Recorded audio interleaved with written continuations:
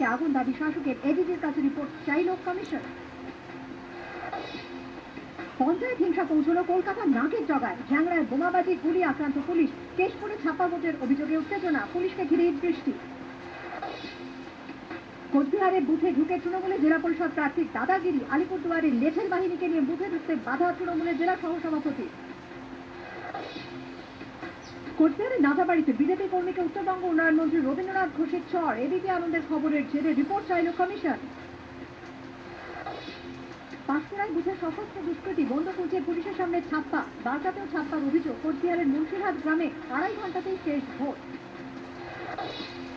Raiganj জ্যাংড়ায় ballot পুকুরের জলে। জলপাইগুড়িতে ব্যালট বাক্সে আগুন। রাজারহাটে ব্যালট বাক্সের জল। রেজিনগরে ব্যালট বাক্স লুট। মোহাম্মদবাজারে ব্যালট ছিনতাই।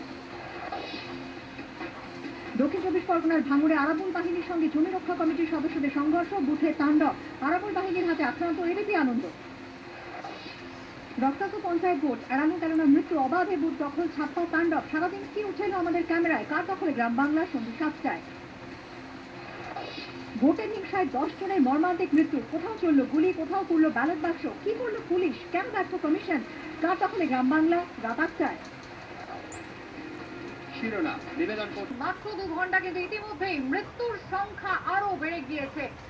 এতক্ষণ আমরা বলছিলাম আপনাদের 8 জনের মৃত্যুর কথা, ইতিমধ্যেই আরো 2 জনের মৃত্যু হয়েছে এমনটা জানা যাচ্ছে। পঞ্চায়েতে অশান্তি, গুলি হয়েছেন আরো 2 জন। নন্দীগ্রাম 2 নম্বর ব্লকের হাঁসচড়াতে 2 নির্দল সমর্থকের মৃত্যু হয়েছে গুলিবিদ্ধ হয়ে। আমাদের প্রতিনিধি বিটন চক্রবর্তী রয়েছেন আমাদের সঙ্গে। বিটন, কি খবর রয়েছে?